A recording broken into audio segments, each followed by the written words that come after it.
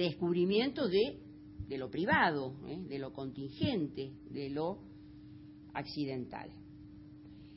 Lo cual supone, entre otras cosas, transitar por escenarios diferentes de los que habían sido característicos de esas otras formas de aproximación al pasado. Escenarios distintos a los de la historiografía tradicional que proverbialmente había mirado hacia lo institucional, hacia lo público, hacia lo estatal. A diferencia de eso, la historia cultural gira el prisma y explora otros ámbitos. Centra su atención, focaliza su mirada en escenarios justamente menos sujetos al análisis macro, a la serie numérica, al estrato social, y mucho más abierto a esas suerte de trayectorias antropológicas de lo cultural. Y es por eso que, más allá de que la historia, como decíamos antes, la historia cultural no tiene un campo propio o específico, ¿verdad? Es más bien una mirada, una forma de interrogar al pasado, no tiene un objeto de estudio claro y delimitado. Más allá de eso, hay ya a esta altura algunos temas o algunos enfoques que se han vuelto de alguna manera clásicos, ¿verdad?, dentro de la historia cultural, porque operan en ese territorio tan vasto y donde a veces es difícil delimitar un camino, operan efectivamente como itinerarios ordenadores, ¿verdad?, que de alguna forma resultan relevantes o especialmente significativos para dar cuenta de cosas que son bastante inasibles, cuando justamente definimos como preocupaciones centrales de la historia cultural, bueno, los modos de vida o las percepciones que una determinada época tiene en torno a la realidad, o las experiencias de las gentes y cómo éstas transforman sus comportamientos, etcétera, etcétera. ¿Sí? Preocupaciones bastante inasibles que encuentran en algunos temas, algo así, o decir, en algunos escenarios, en algunos ámbitos, algo así como centros que ofician como especies de observatorios especialmente reveladores, justamente para indagar en torno a estas cuestiones. Dentro de esos temas, bueno, quizá el más clásico sea el que tiene que ver con la historia de la producción de libros y de las prácticas de lectura, tema donde hay nombres quizá de los más significativos dentro de la historia cultural. Por ejemplo, un Roger Chartier, que tiene allí, digamos, más allá de que ha incursionado en muchos asuntos y en muchos enfoques, pero ese es de alguna manera su tema, como lo es también el de Robert Darnton, o como, bueno, es decir, también ha dado lugar, digamos, a esa obra memorable, célebre y tan exitosa de Ginsburg, como El queso y los gusanos, que también, de alguna manera, está basada en esa premisa, en esa idea que a mí me resulta muy deslumbrante, muy removedora, cuando uno se plantea, bueno, todo texto es el resultado de una lectura, ¿verdad? Es decir, no existen los libros en sí mismos, o no importan tanto los libros en sí mismos, sino que lo que importa es la clave de lectura, ¿verdad? Esa historia cultural practicada justamente a partir justamente de la historia de la lectura pone justamente allí el acento, convirtiendo cualquier forma de consumo en una invención y convirtiendo a todo receptor en un creador. Cada libro, de alguna manera, es recreado por los decenas, cientos o miles o millones de lecturas que se hagan de él.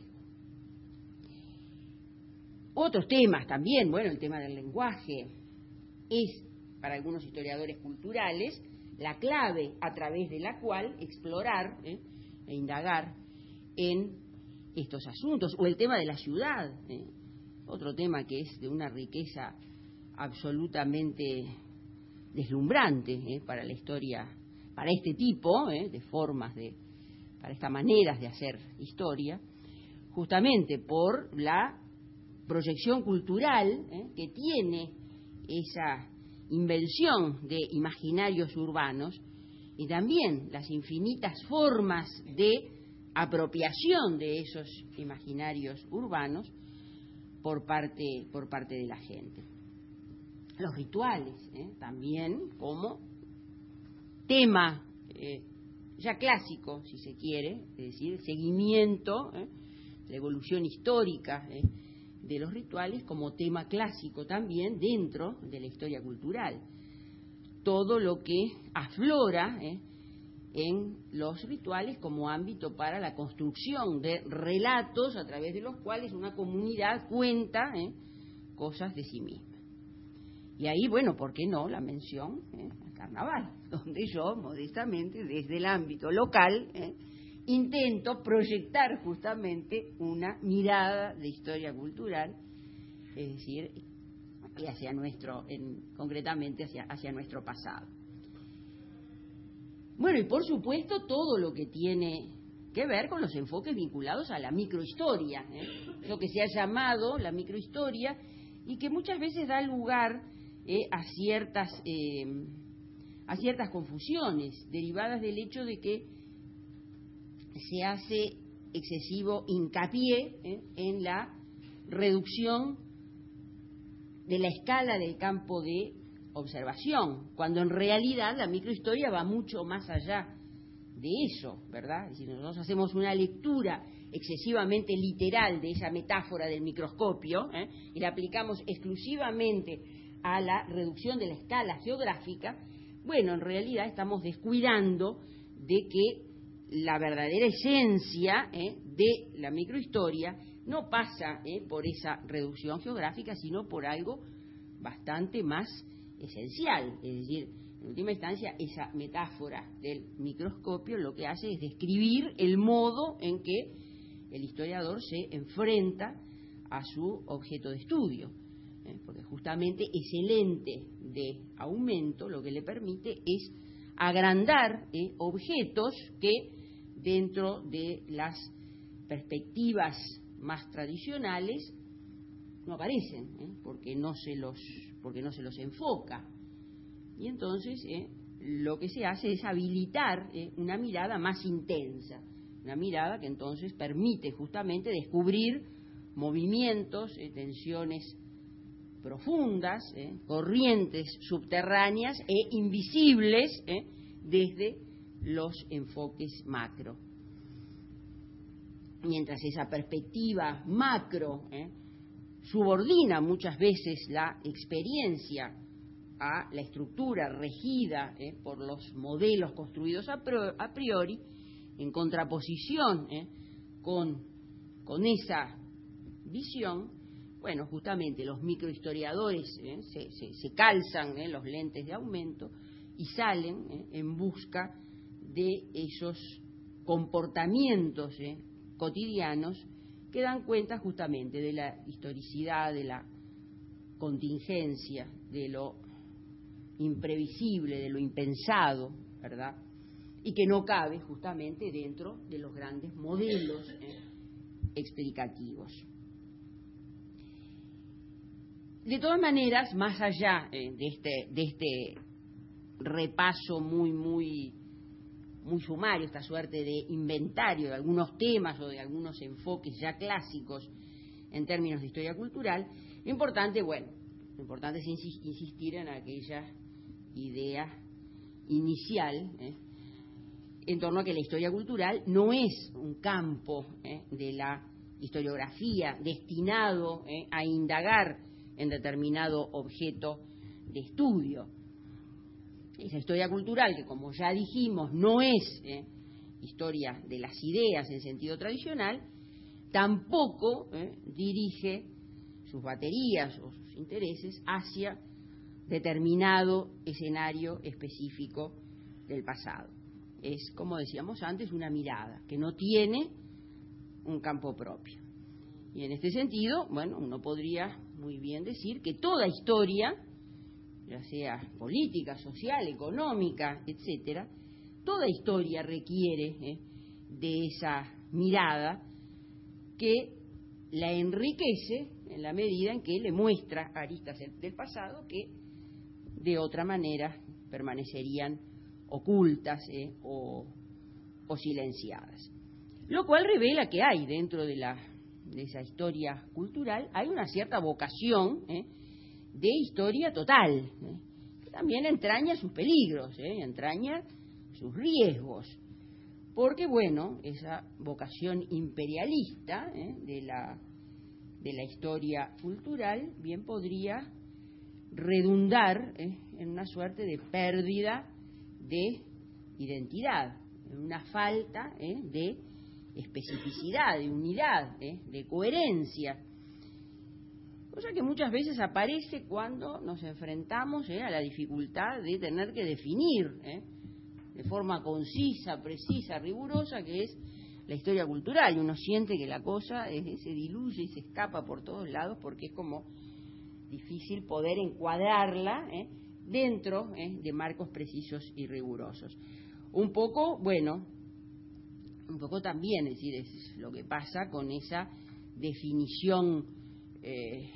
antropológica radicalmente amplia del concepto de cultura, ¿verdad? Es decir, donde, bueno, finalmente, si todo es cultura, como que la categoría termina diluyéndose y perdiendo consistencia. Y obviamente, es decir, la historia cultural en alguna medida, es decir, comparte, ¿verdad?, esos mismos problemas, esas mismas dificultades. Y además también íntimamente ligada o asociada con esta vocación, es decir,